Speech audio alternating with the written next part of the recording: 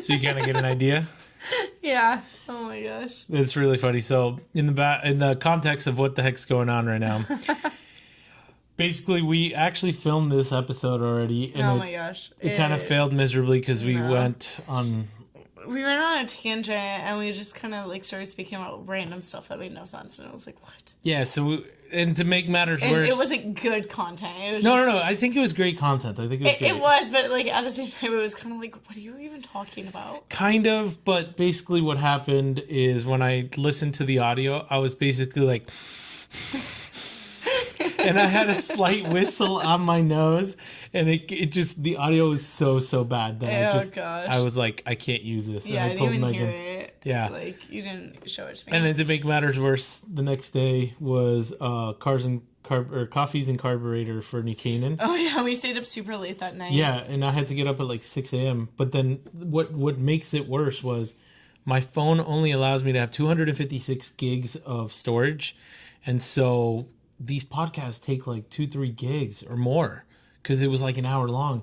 So I accidentally deleted the episode off my phone. That was smart. Yeah, I think it actually posted, but it's not that big of a deal. But yeah. So we're here with Megan. This is a very special episode. She was just waving to the camera if you didn't see it. But Megan, tell us about yourself, because better than what you did last quote-unquote episode that nobody will ever hear or listen to. But who are you? What brings you here? What significance do you want to bring to the table today? Who am I? Well, first off, I'm a very awkward person, and I'm very uncomfortable in front of a camera, but also like speaking to people, it just makes me very uncomfortable. So apologies in advance for. Well, but you know what? I feel like this wasn't that awkward. The last one that we would have shown was pretty awkward. It was bad. It was bad. It was bad. But. Yeah, no one needs to see the. So I'm glad that my second episode was with Megan, so that I could, kind of hash out the kinks that may come from this. So yeah. Yeah. So here we are, 2 episodes deep, but yeah. So as you were saying, keep going. Yeah. So I'm Megan Mendoza. I'm David's wife, but also mother to his children. And I'm a birth doula and a homeschool mom and a stay-at-home mom / wife. And I like to bake. Yeah. So if you don't know, Megan's in this big. With what's it called, sourdough. So I'm really big into sourdough now. I just caught the bug. Yeah, and I don't mind it. It's great. And then you don't mind it. Yeah, you get to reap all the rewards. Yeah, and then the big thing that my kick right now is actually cheesecake. So yeah, I made my very first cheesecake last week. Yeah, and now I've made 5 of them total. I don't know. I've lost track. David's addicted to them. So we were supposed to be on this diet, the carnivore diet, and we've definitely been breaking it the last couple of days. Or the last couple of weeks, I should say. Yeah, we were doing really well on it. And then, yeah. And then cheesecake. Wow. Well. Oh my gosh.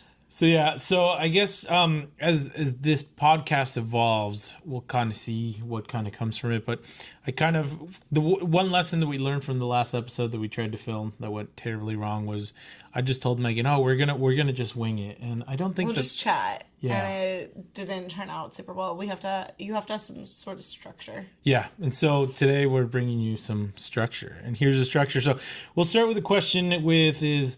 What's one surprising fun fact about you that the people listening don't know, or just in general that you want to share with the world?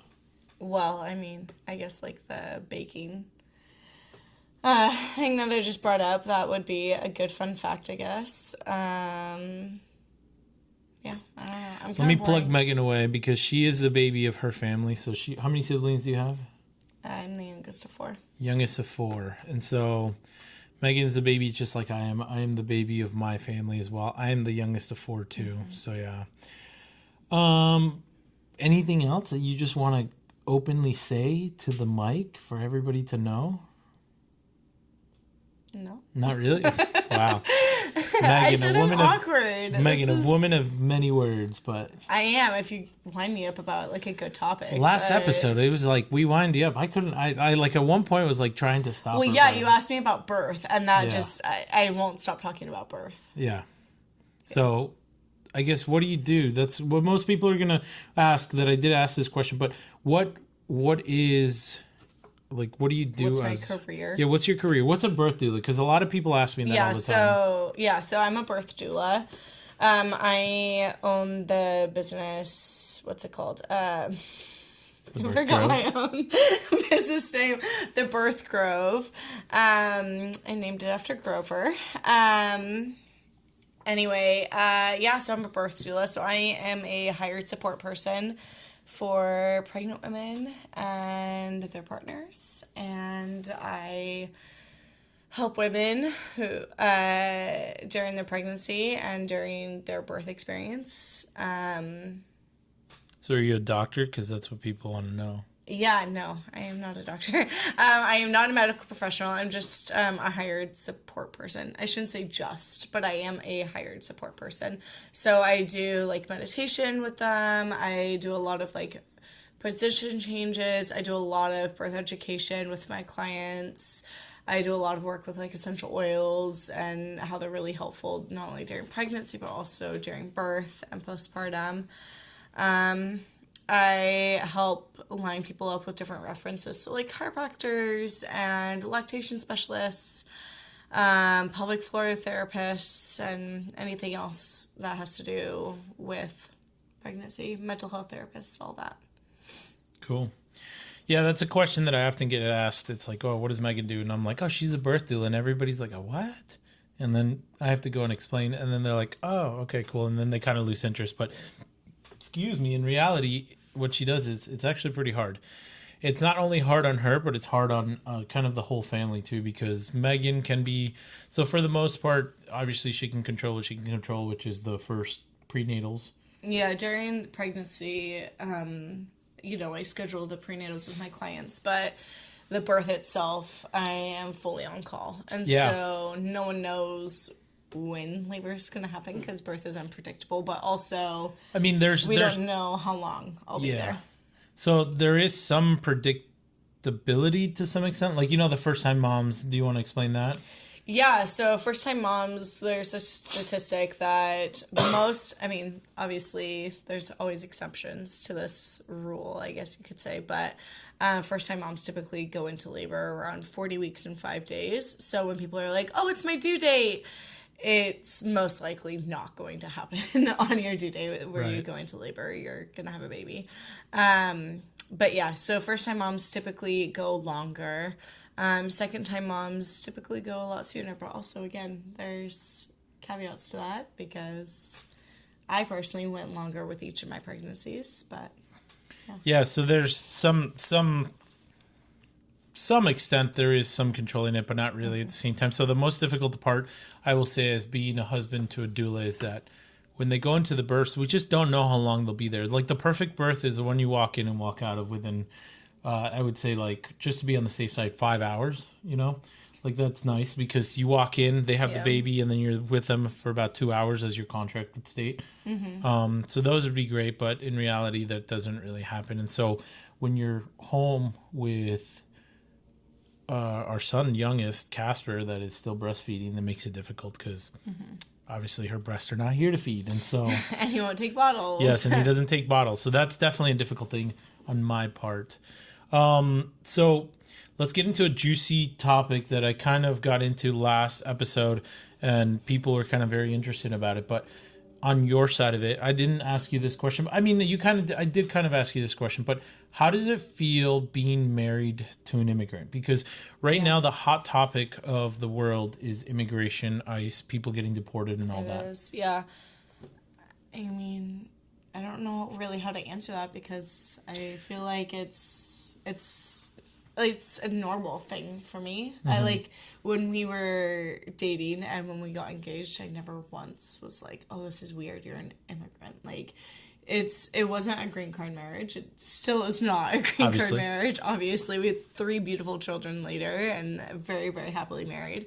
Now, but I mean almost 9 years later. But no, I mean, there's really not much to it. I definitely, knock on wood, I don't really have any fear of like deportation or anything. And Well, but that's interesting because you know that they are deporting people that are citizens, right? no, I know. So how does that make you feel? Like tomorrow, something could go. I mean, to be fair, I don't know. I'm not going to sit here and say that I know all these things, but what it sounds like is people that have a record are the ones that are being affected more than just like random Joe shows off the street. And all that. So, but how does it feel that tomorrow, like, immigration could essentially come knocking and I'm gone?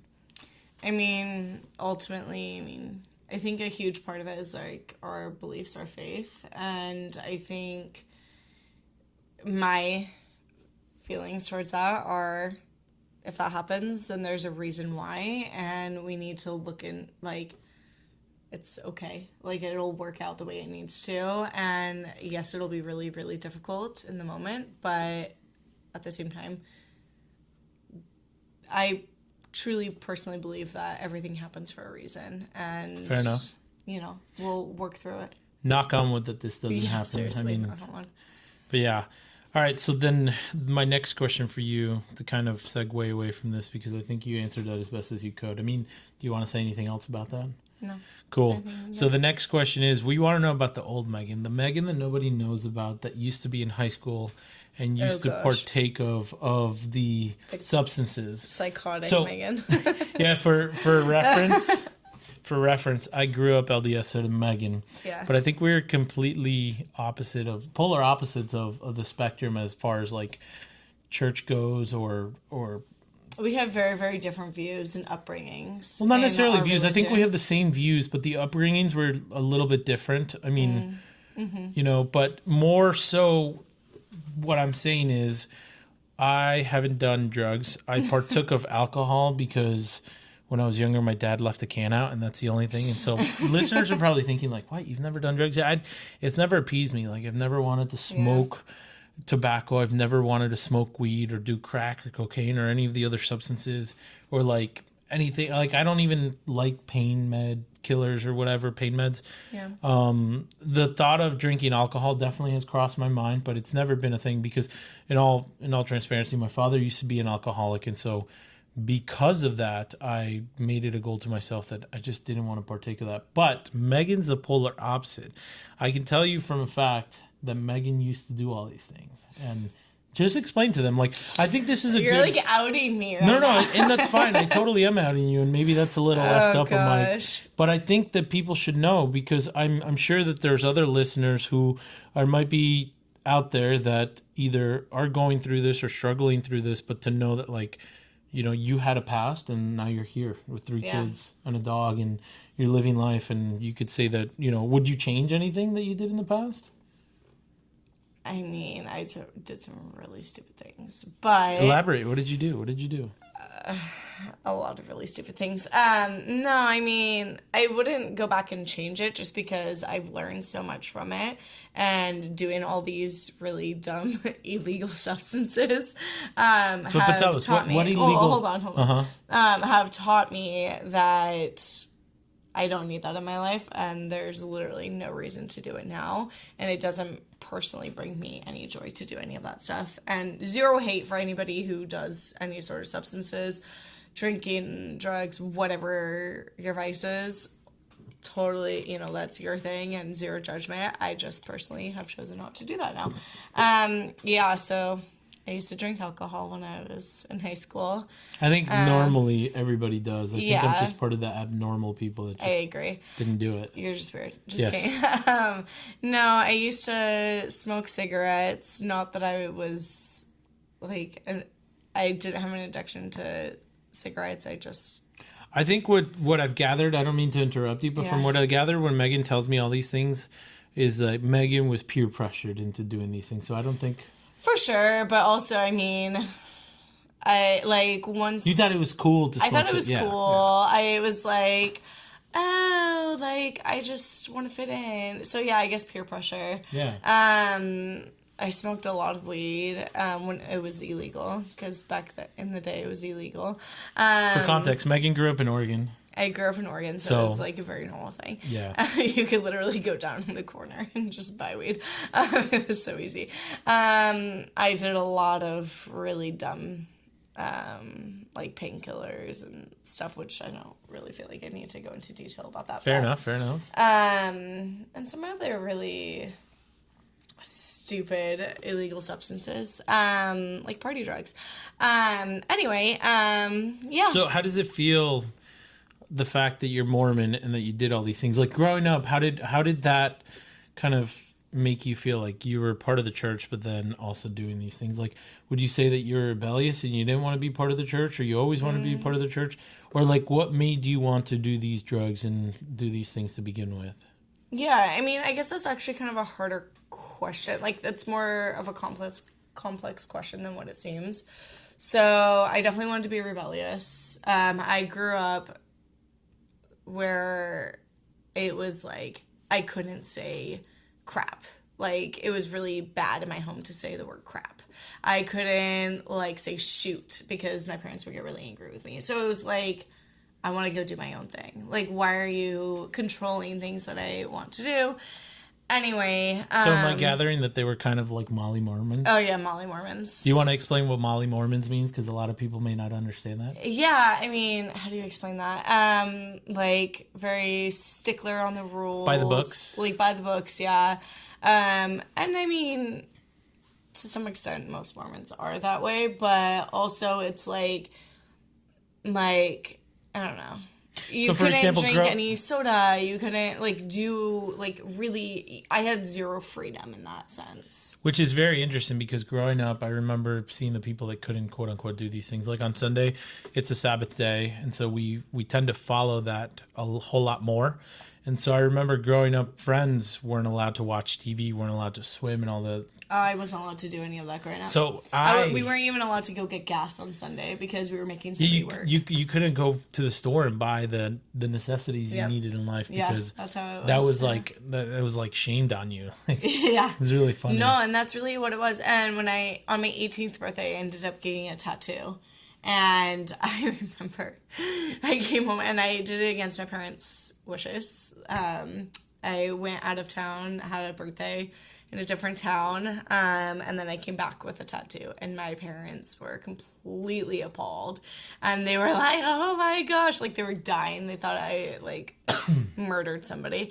That's what it felt like. No, and then like going to church, even after that, I got a lot of judgments passed. But then I remember this one person who, she was like my youth leader essentially. And she came up to me and she was like, I love the artwork. Like, it's so beautiful. And I was like, oh, thanks. And I felt very uncomfortable about it because all day I had been getting negative feedback. And she was like, no, seriously, I love that you're living your life the way you want to. And I'm so proud of you for being out there. Do you want to shout them out who they were? Or do you remember who they were? I don't even remember her name. Wow. No, I remember her face. I just can't remember her name. Okay. I know it's horrible, but no, she really like helped me have a better, more positive outlook on myself just through that small little comment, and so that really helped me. No, and then going back to all the illegal substances, as soon as I graduated high school, I remember right before I ended up going to a party. I think it was like a week before I graduated, and some very unpleasant things ended up happening at that party, and a lot of drugs and alcohol were involved, and without saying too much, there was a very, very horrible negative experience on my end. And after that, I never touched any drugs or alcohol again. And I think that's really what pulled me away from it. But also, I started... that one negative experience that... Yeah. Fair enough. Yeah, and I was like, if I wasn't conscious enough to be able to stop what happened, there's no reason I should ever do that again. And then I kind of just started going back to church and, like, really focused on the spiritual side, and that really helped me out in a lot of different ways. Fair enough, yeah. I mean, it's very interesting to see. Like I said, we were kind of polar opposites. My parents never really stopped me from watching TV. We kind of had open reins to do whatever we want. I mean, ultimately, I think the two active people, that's what we say when we're still going to church, the two active people in my family, as far as the siblings go, I think it's me and Veronica. I don't know that I can't speak for Veronica to see how active it is, nor do I like to judge what active means for people. But then also my mom. Yeah, I think it's a personal thing. I think that's really what it comes down to. I know people have a lot of hate for religion, and that's fine. I can respect your views on it.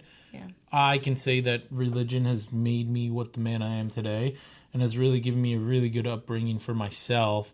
And so we're ultimately we are part of the church, but ultimately we still make decisions on what we do and what we can't do. For sure. And we just never... because, specifically the church is you can't do this. But there's nothing in... Well, I mean, that's... Growing up, everybody's like, oh, you're Mormon, so you have multiple wives and you can't drink beer and you can do that. And it's like, I don't have multiple wives, but if your mom wants to be one of my wives, then sure, that was a rolling joke. Stupid. But... it was one of those things where for us it's if we put everything aside, we are advised not to do these things, and ultimately that's ultimately what it comes down to is we're asked not to do these things. We're advised not to do these things, and we ultimately have the choice to choose whether we do it or not. Right. And so ultimately, we get shown examples of, through the scriptures or in general, people that do it. And we could see the examples of those people that do it. Not to say that they're bad, but I mean, you went through on your own, going down that slippery slope. It's tough. It's not an easy thing that, so totally understand. I personally saw it firsthand from friends, family, or even people at school. And I was just like, I don't want to venture to do this. So I guess you can call me boring on that. But then on the flip side, I'm kind of batshit crazy sometimes with some of the things I do. I'll drive 100 miles per hour on a road, and that's my vice. That's my drug, I guess you could say. But yeah. So overall, I mean, Megan and I, you could say that we're kind of active in the church, I guess you could say. I mean, we go to church as often as we're able to. And we have callings in church, we're part of nursery and all that, but... Yeah, we're volunteers in the little kids area, Yeah, so overall, I mean, we still get through it and we do our things, but it's just interesting sometimes when people kind of bash the church, and ultimately, I had an experience with that, and I think there'll be a separate episode for that eventually, because I feel like faith in itself, it's different for everybody, but I hate when it gets generalized and you get thrown into something that's just not But yeah, how do you feel about that? No, I would agree. I completely agree. Okay. I guess, what is one risk you took that actually paid off? A risk that you might have done in your life that actually paid off? Starting my own business. Oh, wow. Tell us why. I think it really opened up and helped me realize who I truly was as a person, and helped me gain a lot of confidence. Before that, I don't know, I just really was kind of losing myself in motherhood, and I really wanted to have a career. I wanted to not necessarily have a career, but have something outside of motherhood that was just for me. Maybe that sounds very selfish, but I think I needed to have an identity outside of being a mom. And starting my own business really opened that up, and I've been able to meet some absolutely incredible people because of it. Not only my clients, but other people who were in birth work, and we've really helped each other, and I've been able to meet some really, really good friends because of it as well. Yeah. So would you say you like what you're doing now? I love it. I don't feel like it's necessarily a job, which it's so cheesy and corny when people say that, I think. But it's definitely a calling. It's a passion for me, yeah. Yeah, I mean, Megan, she can explain it. We went off on a tangent the last episode that we tried to film about this, but I should say, why are you doing this? Why did I come to this? Yeah, basically, very, very, very condensed version.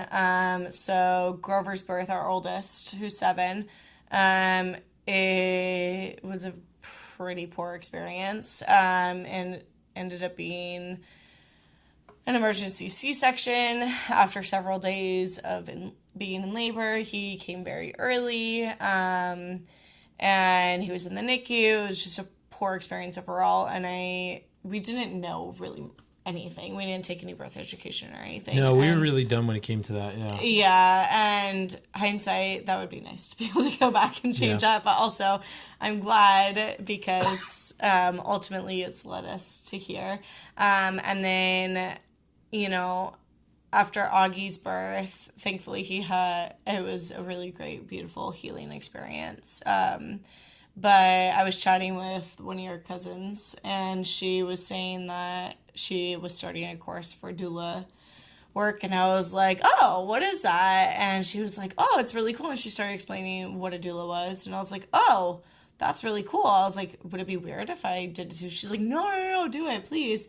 And so we shout out to Cynthia, by the way. Yeah, Cynthia. Seriously, she's the reason why I am doing this work. And yeah, so we did the course together, and or I guess on our own, but kind of together. And then, yeah, that was almost 5 years ago. And it's crazy to think that was 5 years ago. Yeah, it really was. It really is crazy that it was that long ago.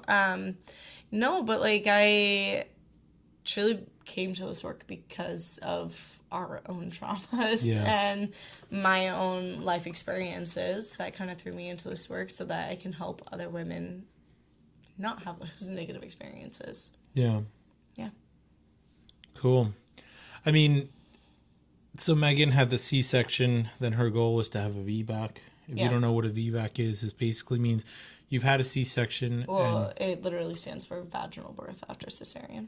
Well, yeah, that's what I was trying to get at. Oh, I'm sorry. It's okay. I mean, I guess you could be the one to explain it. Yeah. Too rude. So, and then after that, Megan came up to me and was like, I want a home birth. And I was like, what? And obviously, you know, having health insurance or government assistance with health insurance and all that, it's just easier to think like, no, we should just have one at the hospital. And not that the experiences at the hospital, the first one was definitely poor. I would not ever wish that upon anybody, even my worst enemy. Yeah. But the second was a little bit better. But I mean, it was still not traumatic. Augie's birth. It didn't meet the goals that we had set. Right. Which were, I wanted to have a fully unmedicated birth where we really got to be comfortable and we were able to have the things that we desired. Right. So then when Megan came up to me and was like, let's do it at home, I was like, you're nuts. And then I was like, how much is this even going to cost? It was expensive, yeah. I mean, it was $7,500 in retrospect. Grover's birth, I think after the NICU bill, after your bill and everything like that, it came out to be over $150,000. And I think I'm guesstimating very low, which is crazy. But then Casper's birth came out to be $7,500. Let's just say, let's round it up. Let's say maybe $8,500 after a couple of things here and there. I mean, we had to buy the supplies and stuff, so. Yeah, which in retrospect sounds like a lot of money, but in reality, compared to what it is, it's not really. Oh, I would happily pay that all over again. Just, it was so magical, his birth. Yeah. Anyway.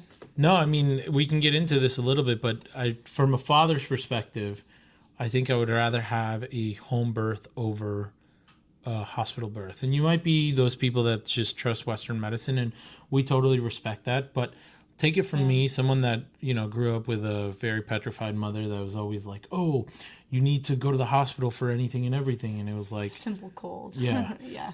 And then going to have a crazy wife that says, let's have a home birth. And you're like, what? But, like, you can't see this, but behind us was where the birth tub was. Or I guess in front of us. Yeah, in front of us. Behind the camera was where the birth tub was. And that's where Casper was born. Yeah, Casper was born in the tub. In our living room. Right in front of the couch. In our living room, a 1-bedroom apartment. And how many people were staying here? Well, there was my mom, there was Susie, there was Mateo, there was Liam, Grover, Augie, Lola, and I. So there's... And then we had my birth doula, and then the midwife, and then the 2 student midwives. So there was technically 10 people, and then Lola, which made it 11 bodies in this very tiny apartment. And so yeah, it was worthwhile. But let me tell you, from going from Megan being in the hospital, how many days did you labor with Grover the first time? 4. 4 days before they gave her the C-section, and then you were at the hospital for another week after that, and then going back and forth to the NICU for what seemed to be another a week. week. Yeah, another week because he was in the NICU for 2 weeks, and then Augie's birth, which was we got there. kind of late at night, had him early in the morning, stayed there overnight, and then left the next day, which was awesome. It was cakewalk, but then just having the baby here. Like Casper was born there, and yeah. I remember the thing that sticks to the back of my mind about this is we were sitting at the couch. I was draining the pool with a Milwaukee pump that the midwives and the birth assistants were like, "You're so prepared," and I'm like, "Well, I mean, You have to be, yeah, you have to be." And so I'm using the Milwaukee electric pump to drain out the tub and all the blood and stuff, like, which is interesting. And then Megan's just chilling there, and Casper's chill as can be, and my mom and my sister are here. Everybody's just kind of like very, very chill. It was so relaxed. It was like crazy because the birth happened so fast. Yeah. But and then in the best of way, by the way. Yeah. No, it was so good. I wouldn't change a thing. No, but and then afterwards it was super chill. And I remember my doula was like, "This is like a lot calmer than I thought it was gonna be with this many people." And I was like, "Yeah, no, it's super chill. Like we're good. Like let's keep it calm." Yeah. So it was amazing because then at the end of it, they left out the front door and we stayed on the couch, relaxed. No, we stayed in our bed. Well, no, we were on the couch for a little bit and then we transferred over to the bed, and it was really low key. Like the kids and everybody was super chill. It was as great as a birth experience as I think that we could have had. Yeah. So, but yeah. I agree. So I guess this will segue to the next question. How do you feel about our living situation? Because I guess you should explain our living situation so that people understand it. Yeah. How many square feet do we live in? I don't know. That's a very good question. I guess I can Google that, or I can ask Susie while you answer this question. So we live in a 1-bedroom apartment with our 3 children and then Lola, so 4, and us, obviously. And it literally consists of the living room. That also is the dining room. That also looks into the kitchen. And then you have a tiny little hallway that is the bedroom and the bathroom. So we live in a 1-bedroom apartment. Yeah. On the 3rd floor. On the 3rd floor. With 3 kids. Yeah. And then you might ask, how do you do this? And you have to be certifiably insane to do this. And we're certified, and we are insane, so that's fine. No, I mean, it's really hard, but also it's nice because, we've kind of trained for this with the bus. Yeah, so if Am I segueing too fast? No. I can't catch up my words, but I said it in the first episode was we had a bus. We had a 40-foot school bus that we transformed into a tiny house, and we lived in it. We had a queen-size bed in there. We had a full 42-inch flat-screen TV. We had bunk beds for both the boys. We had a running shower. We had a full kitchen. Yeah, we had a full kitchen. Actually, it's probably about the same size as our kitchen now. In retrospect. Yeah. It might be not as wide, but yeah, we had that. We had a dining room area, and then we had the main couch area, and then obviously the driver. And the couch also folded down into a bed. Yeah, so what we moved from that and then into an RV, and then moved into this. This was like a mansion to us. Yeah, it was like a mansion to us. We're like, whoa. And we had constant running hot water. That was amazing. Yeah. That was like the biggest thing. Yeah. So in retrospect, Megan and I both met out here in Connecticut. She was a nanny. That's normally the thing that you do out here for the East Coast people. People on the West Coast find jobs out here on the East Coast because in the area that we live in, Norwalk is not as affluent. I think it's affluent. It's kind of getting there, but Megan worked in Mamaroneck. I guess you can explain that. So how did you come to Connecticut to meet David? Because I'm explaining this for you. Yeah. So I was living in Utah, and I was a nanny in Utah. The family I was working for, she ended up becoming a stay-at-home mom, and they were like, "Let me help you find a job." And ultimately, they had just moved from Utah from New York City. And there were a couple jobs I was going back and forth on, and one was in Mamaroneck, New York. And they were like, "Oh my gosh, you have to move there, you have to." And they ended up convincing me to move to Mamaroneck. But wait, you had the option to move where that you were exploring to? Washington, D.C. No, but there was another one. Wasn't there one in France or something like that? No, there was one in Austria and one in Australia. I was deciding between the four, and then I decided not to go abroad to nanny, and so then I didn't want to be an au pair, and then I was deciding between DC or Mamaroneck, and ultimately chose Mamaroneck. But you wanted DC, is what you were saying back. I really wanted DC. I really, really wanted to go there. I loved the family. I FaceTime with them all the time. They were amazing. They had a little boy. I don't even remember their names now, but they had a little boy, and he was like the cutest little kid ever. And they were so sweet. And I had my like own apartment and everything. Everything was like perfect there. But I just kept feeling a stronger pull towards New York, where the family was fine. They were kind of like whatever. It was twins. It's terrible. You could be honest. No. Like the connection I had with them before moving out, it was like kind of fine. It was kind of like whatever. Okay. And I kept feeling this pull to Mamaroneck, and I ended up moving there, and I was there for like 2 days, and I was like regretting my decision hard. I hated it. Oh my gosh, it was horrible. The family was horrible. They were so mean to me. The mom was horrendous. She was, oh my gosh. In all fairness, I think I think you came in a really bad time. I came in at a really bad time. They didn't tell me they were getting divorced, and it was really bad. It was a really bad situation all over. Anyway, literally the day after my 21st birthday is when we met. We met at a church event. It's an emotional time. No, I'm just kidding. No, I'm sick, and so I'm like dying over here of congestion.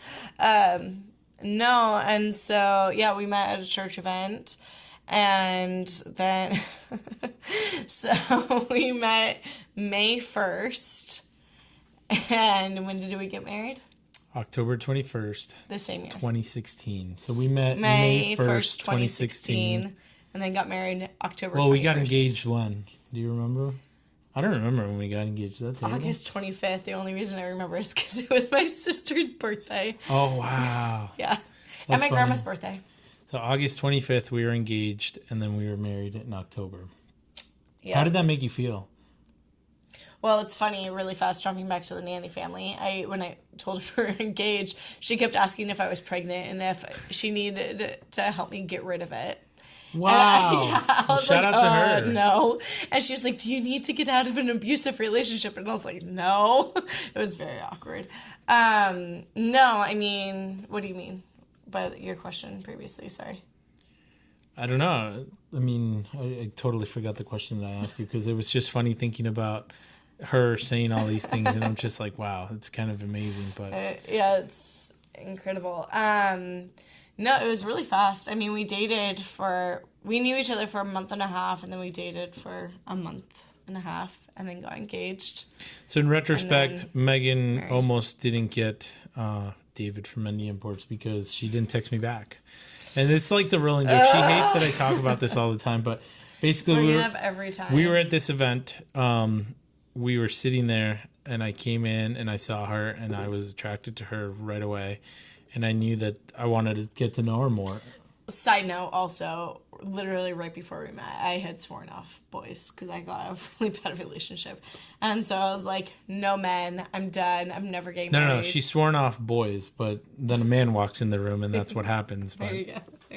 Yeah, I like that. So Megan is sitting there, and the way that I would flirt with girls back in the day, or in general, I was just another one. You were DJ Khaled over here, but no, I would just we would text, and while you were at the event, you would just text back and forth because you would not be paying attention to what's going on, and it's what they call a fireside. So this is when we were in part of the single adults. It's because I actually was paying attention to what was going on. Well, she didn't want to pay attention to me, which was a clear sign to me that was it. So I was like, all right, forget this girl. She doesn't care to give me any interest. You that I got your text. No, she never did. Because I literally was like, oh, I got your text because we were standing right next to each other. I can pull up the text from when we were there because my phone saves literally everything. No, I know, but I didn't text you back and say I got it. I literally I was like, oh, I got your text, thanks. Never heard that. Never remembered that. But Okay. she could have. She didn't want to initiate Selective anything. memory. No. She didn't want to initiate something. So cool. So then I blew her off, and I was like, "Forget this girl." And it wasn't until like other friends started to like hang out that we started. We were in the same friend group. Yeah, we used to travel. So Megan lived in Mamaroneck, and Megan would go to Candlewood Lake, which is in Brookfield, Connecticut, which was probably an hour and a half, maybe 2 hours, depending on traffic. And then I lived in Norwalk, so it was almost closer to me. Every single night, too. For an hour. I remember I used to ride my scooter that was 125 cc's, a Yamaha. And I remember coming home from one of these nights after hanging out with Megan and in Wilton for some reason, but it's Wilton. This should say everything about it. But I was going downhill, and my scooter topped out at 60 miles per hour, and the cop pulled me over because he thought he could get me for something. And I was like, bro, I was just hanging out with this cool girl. Leave me alone. So, yeah, so we used to do that. And so we used to hang out, and then we realized... We realized that we were only going that distance literally just to hang out with each other. Yeah. And so we were like, let's save us the mileage and gas money and just hang out with each other. So Megan's and I relationship basically started by her blowing me off, and then then us meeting up with friends, and then we went on our first date. And what happened after our first date? During our first date, I proposed to you. She proposed to me. Jokingly, but also I was very serious, obviously. I basically told Megan my aspirations in life, and that was a barn with a bunch of cars, and I said that property. And I so was like, hey, same, minus the cars, but hey, I'll welcome your dream. I think it was an old truck that I wanted that you said, oh, that's one thing that would be cool. Yeah. Like a barn truck, and that's what ultimately was like, Megan was like, marry me, and I was like, okay. No, you were like, I want chickens and goats. Yeah. And I was like, oh, yes. So those were my aspirations. They still are my aspirations.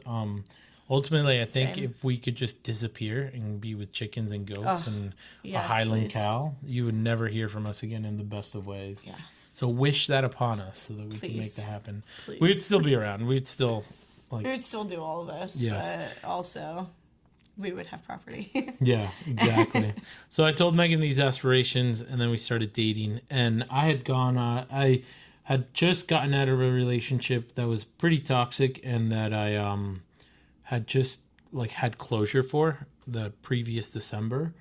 And I was just kind of like trying to find the right person, and Megan came around, and I was like, okay, I knew what I wanted, and I told Megan I want to get married. And do you remember what your reaction was?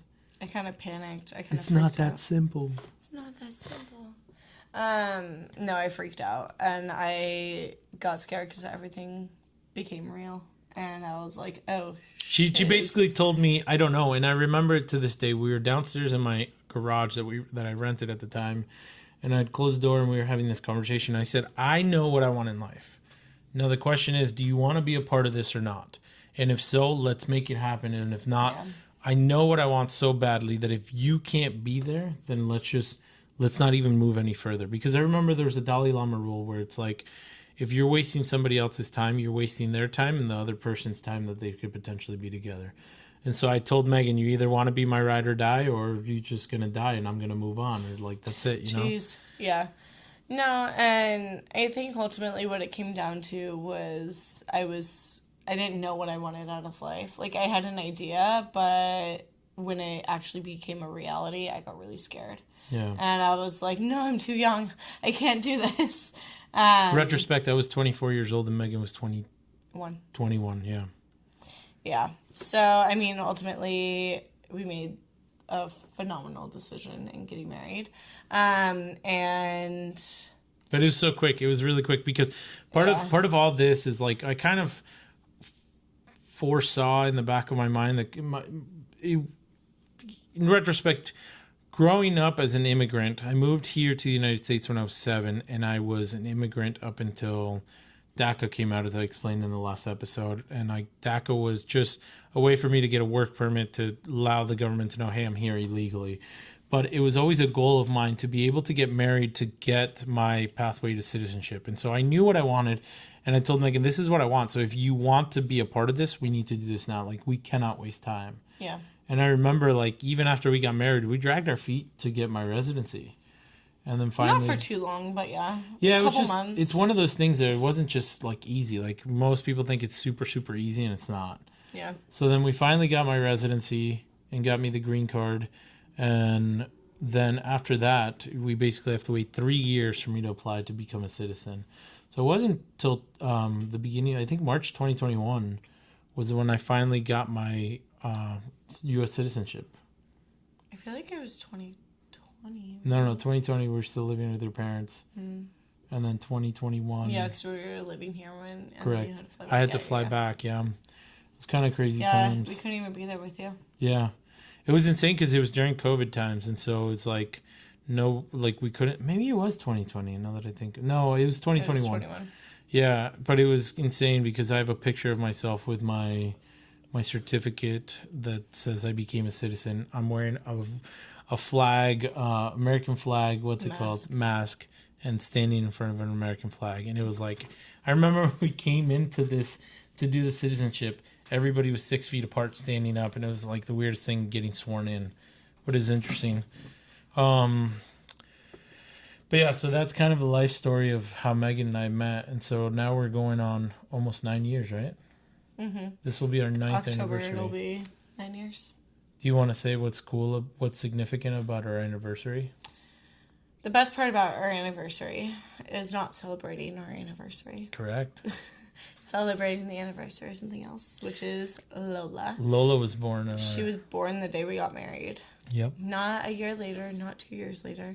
Not a day later. Not a day later. It was the day we got married. The day we got married. Which is kind of nuts to think. Yeah. Which is really cool. So we celebrate her birthday every year. In retrospect, I am a really hard person to get to know and to deal with. So shout out to Megan for making that happen, because I remember when we first got married, Megan was so witty about certain things, and like holidays were major. Like 4th of July was major. I grew up in a home where it was a huge deal to do holidays, and like every little tiny celebration was exploded into a huge celebration.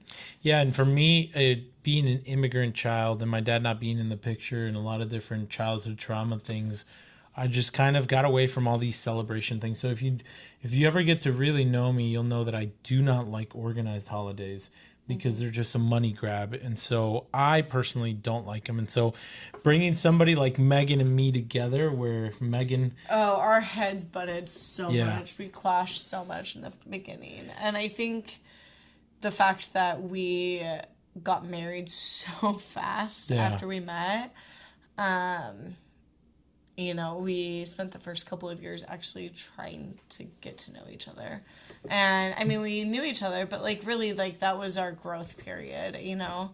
And, I mean, we had some really tough times trying to figure things out. But, I mean, almost on year 9, I feel like we've pretty much figured things out. Some stuff out. I think we still got a lot more to figure out. I mean, of course, yeah. There will always be something new that comes up. Do you remember the fight we had on a 4th of July where I got out of the car and started walking? I don't remember what it was about. It was just because Megan wanted to celebrate 4th of July, and it was like, you were so gung-ho that we needed to see fireworks. And I wanted to see fireworks on 4th of July. I don't remember. There was something specific, but I got out of the car and I walked out and I was so pissed. And in retrospect, one thing that Megan and I are really good at doing is fighting. We're really good at fighting, but... Not physical. Like, I don't want people to think that we're abusive or anything. We argue a lot. Not a lot, but, like, a healthy amount, I think. But we're also really good at making up. Not in that way. Oh. Not in that way. No, but I mean that just... Way, but 3 kids later, but... Yeah, seriously. What argument was that? No, I'm just kidding. Stop. Just kidding. No, but like we have good communication and we're able to figure things out. It's hard, and it took us... That's what she said, but okay, huh? It took us a couple of years to really figure it out, but like we're good at communicating and figuring things out. Yeah. I mean, that's a reality of it. We are really good at... That's the biggest thing is if Megan and I can give any slice of advice for any of you who are currently dating or anything like that. Mm-hmm. We're currently working on yourselves. Yeah, or even married and you're trying to figure out how to do this. Yeah. You both have to give it 110%. Yeah, it's not 50-50. If you do 50-50, you're sinking. Yeah, you really are. And the sheer reality is like you open dialect and open communication will always be the best for any relationship, whether it's with, somebody who is your partner or somebody who is your business partner or somebody that you just like. That's how I try to communicate. Any sort of relationship you Yes. have in your life. I really think that even if it's the uncomfortable conversation you need to have it. Absolutely. If you are like, oh, like, I just don't want to share this because they're going to feel uncomfortable or it's going to be this, it doesn't matter. It's better to share it than not to share it. Now, if that's you being like, you look ugly today, or like something There's ways of delivery. Not constructive, then that's not, you don't need to share that. But like stuff that's actually going to better the relationship in the long run, it's important to share. Maybe not calling them ugly, but saying, hey, the stuff you're wearing doesn't look so good. And like, I don't know. Like, that was a dumb example, but like, be constructive about it and have it be, like, have it better the relationship rather than it be like, what are you talking about, or whatever, And in retrospect, how is it being married to me with how spontaneous I am? It's phenomenal. I wish you were more spontaneous sometimes, because I'm a very spontaneous person as well. I think that's one thing that we really, really click on is the fact that we are both very spontaneous and we like to do last minute things. We kind of thrive in that chaos, in the best way. Neither of us really are, like, for vacation specifically, like, we don't sit there and several months or even a year in advance, we don't plan out vacations. We literally go on vacations last second.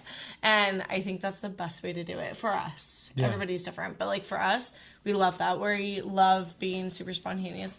Oh, hey, I want to go here today. And we just go do that. And it works really well for us. And it really works well for like our homeschool style as well. Yeah, so if you didn't know, our kids are homeschooled, and we have feelings about that. But one question that I want to ask that people always ask is, how do you do it when I go to Japan? Like last year, I went to Japan for almost over 3 weeks. I think it was 4 weeks. And then this year, I did it for 5 weeks. Because often, like, people are like, oh, you're so lucky you have such a supportive wife and all this. And the reality is I do have a super supportive wife. But the question becomes is, how do you do it? Because I guess these other people that are looking from outward want to know so that they can work together with other people, like their spouses or whatever, or their partners, so that they can do these things. Like, do you think it's fair? Do you think it's unfair? Because a lot of people would be like, that's so rude of you to leave your wife for so long, this, that, and the other. What are your thoughts or your feelings about that?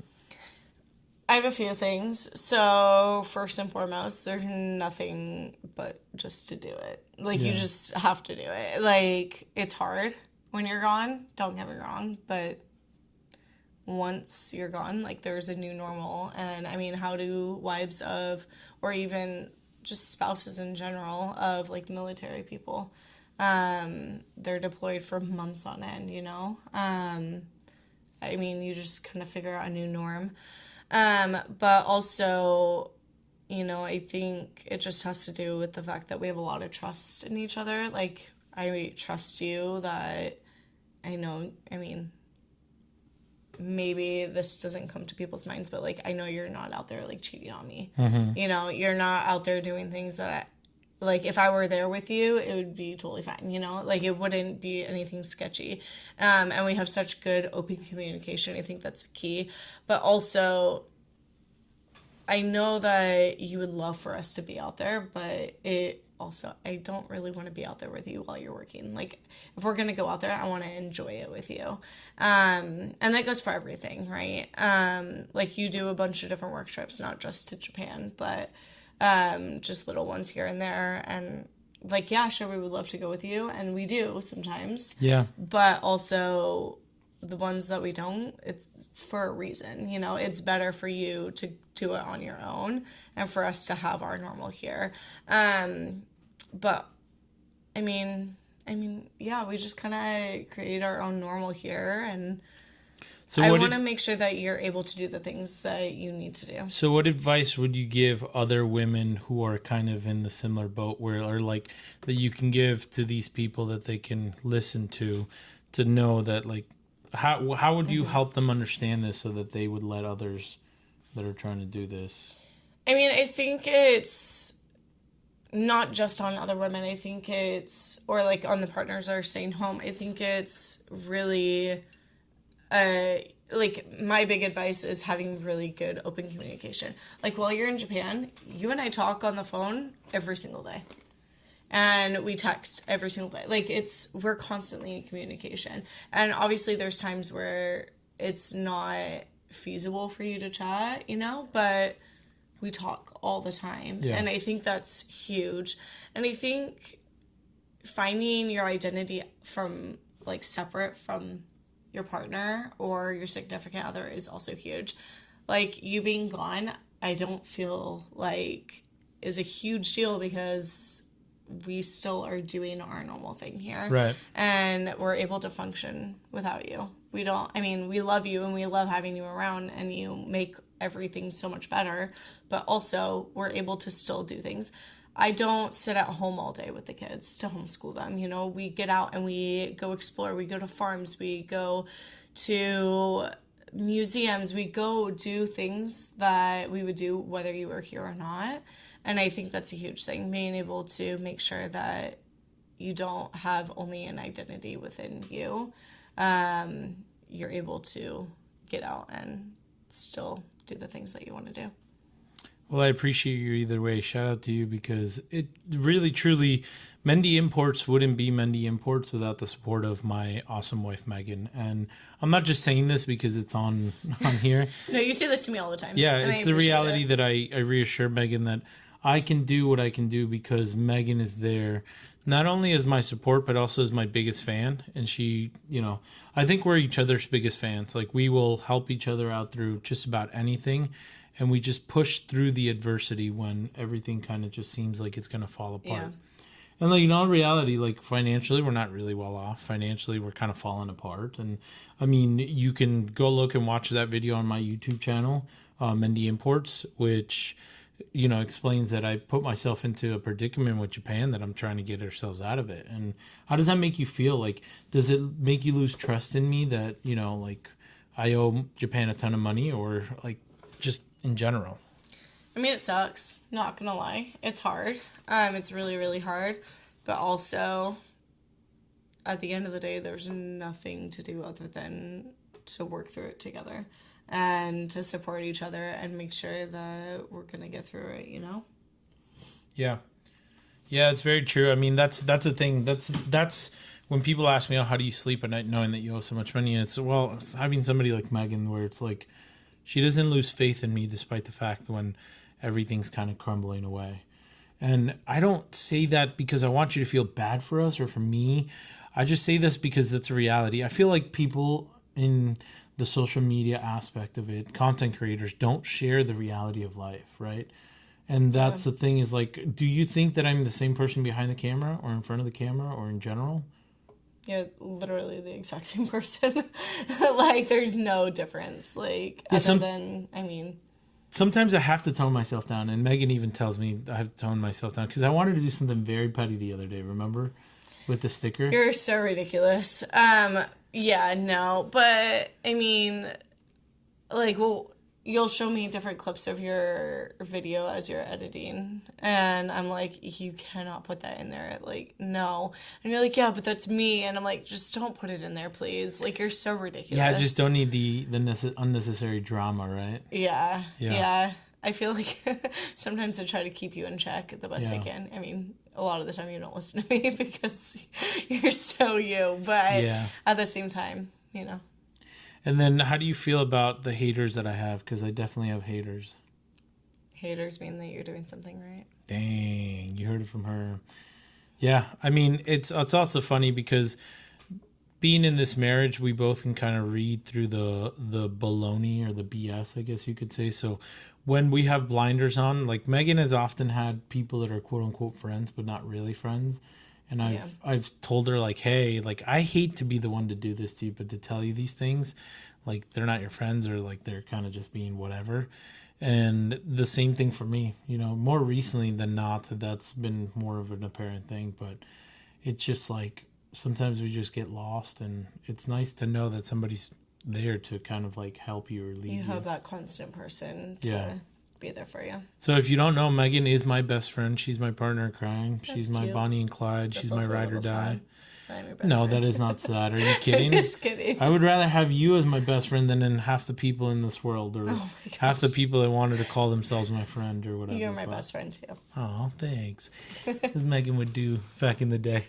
That's her putting her hands underneath her chin for those that are not watching and listening, and bobbing her head back and forth from left to right. But yeah, I mean, listen, the reality comes down to is like what you do at home really reflects a lot on you and in your life and all that. But yeah, I mean, one last thing that I think is very like it'll turn Megan red, but I think it's something that should be shared to leave you on more of a positive note than what. Oh gosh. But I'm nervous. how were our kids named? How did they get their names? So Grover was... Well, so first of all, did you like the names that have been picked for all our boys? Yeah, so Grover Hiram, August Woods, and Casper Wilde. So Grover, you've always loved the name Grover, but also... I love the name Rover and also Grover. And we went back and forth, but ultimately he ended up with Grover. But also he was conceived in the woods in a grove of trees. Yes. So that's a fun little tidbit fact. Yes. August Woods Wait, time out. For Grover, we were camping. I think it was Memorial Day or 4th of July or something like that. Memorial Day. I think it was Memorial Day we were camping, and that's where he was conceived. If that's just too TMI for you, I apologize, but that's the reality of it. So you can kind of understand the craziness that we do, because one thing that I told Megan when we were naming our kids, I told her, I do not want them to have anything to do with David. And it was funny because we named Grover, and my uncle was like, why? How dare you not name him after your name? And I was like, because I don't want to do that. And he's like, I named all my kids. Like, my father gave me my name, and I gave it to my son. And I was like, that's exactly what I don't want to do. No. I didn't want my kids to try and fill in my shoes or anybody's. What am I thinking? Their own personality, their own shoes to fill in, basically. Yeah. We don't want them to follow. Yeah, suit of anybody else. And yeah. And then August Woods, he was also conceived in the woods. But we were living in the bus. So we went from a tent to a bus, which shout out to us at that point. So. Going up in the world. Yeah. And then Casper was conceived in the apartment. So there you go. Yeah. I mean, we moved up. And then his middle name actually was named after our good friends who we traveled with while we were living in the bus. Shout out to Joe and Jill. Yeah, their van. And Cooper, because they have their own child too. Yeah, and Cooper, yeah. So a thing to do with tiny houses is to name them. And so ours was Small and Simple Bus. Which is now Small and Simple Fam. So if you wanted to kind of see what we did, our Instagram, which is very inactive, it's Small and Simple Fam. Yeah. It used to be Small and Simple Bus, but then we kind of got out of that because we weren't in the bus anymore. Correct. And their van that they lived in was Wilder, the van. And so we always knew that if we ended up having a third child, we would name their middle name after them. So it's Casper Wilde Mendoza. Yeah. So that's kind of our relationship in a nutshell, is a little bit of Megan. If you guys want to know anything else, just reach out to us and let us know. Write in the comments. Yeah, write in the comments. If you like this podcast, Megan was my second episode because I promised her being my best friend that she would be that. But soon to come, more episodes. I'm probably going to do a third episode for myself and a couple of the things that I said I would do in the first episode. And then the fourth episode, hopefully I'll have another guest on here. But I want this podcast to kind of share more than just one thing, or, like, here's the reality of it. The reason Mendy Imports exists is because I import cars for a living, and I'm all about cars and I love them, but I don't want that to only be the focus. So when Mendy is my last name is Mendoza, and that's where Mendy came about because I got that nickname. But I've always wanted to do like Mendy Corp, and so I guess you could say this is part of it. And Mendy Talks is just to be able to open up the mic to, I guess, words from others that you otherwise maybe wouldn't have heard. Like, who would have known Megan, or behind like supporting me in all this. And so I want to be able to open it up to other people that you otherwise might have not heard. And so, yeah, that's just what you're going to come to see in the future. The goal is 10 episodes. I want to be 10 episodes deep to either say, forget this or keep this going. So if you want to be part of the podcast, please reach out. If you like this, yes, please like, comment and follow like it, and listen and share it. You know, let me know. You can personally text me. I put my life out there. If you hate it, you can also comment. Yeah. Please tell us. Give us what is the word? Constructive criticism. Constructive criticism. Which shout out to Danny and Momo because they did give me some great constructive criticism. Mm-hmm. This episode's going to be a little longer than most, but I think I'm shooting for the hour, and it all really comes down to whoever's behind the mic with me and what they got to share. But for the most part, I'm excited about this. I'm excited that I finally remember I've been talking about this when I was in the bus. I wanted to do this, but I'm excited to actually be able to push this forward. And so I really want to go past the 10 episodes, but let's see how 10 episodes do. And we'll kind of go from there. If we're going to leave listeners and viewers with a call to action, what is it that you want to leave everybody with? Words of inspiration, something that you want them to, whatever it is that you want, a call to action. What is your call to action for everybody after they heard you? Oh, there's so many things I touched on. But really thinking about it, I feel like our whole philosophy as people, like individuals, but also as a married couple, is really just do the hard thing. Like, do the thing that's difficult that you've been wanting to do. Just do it, because ultimately it'll be the best thing. It's funny because that was like my last call to action from my first episode. It was just yeah, but I think that's ultimately what it'll come down to be is I think when people listen to this podcast, you'll listen that we're all in different walks of life, right? Nobody's perfect. Nobody's like exactly the same. Everybody's different. We all have great things about us, and then we also have negative things about us. I mean, I've always said it from the start, you either love me or hate me. There's no in between. And so I feel like there's a lot of people out there that have made it as far as they have, whether they're on the same path as us or not, they've made it. And they've done it just because they have just went out and did it. Like they did the hard things. They didn't let anything stop them or get in their way. And so, yeah, I think that's a great call to action. So if you're listening to this yet again, just do it. Just go for it. Like, don't be afraid,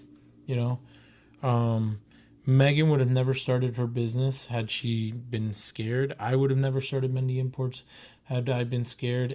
I mean, we were scared. Yeah. We were really scared to do it, but we just decided to take the leap. We decided to take that step towards and just keep going from there. Yeah. You can be scared. Start to fall, because you may never know whether or not you have a parachute on your back or if you're not really falling. But if or someone's there to help you. Yeah. Yeah. So we'll kind of leave it at that. Any last words from you? I think that's it. Just remember, lock in, make it happen, and enjoy the rest of your day or the rest of your night, whatever it may be that you're listening to this. Until next episode, we'll see you later.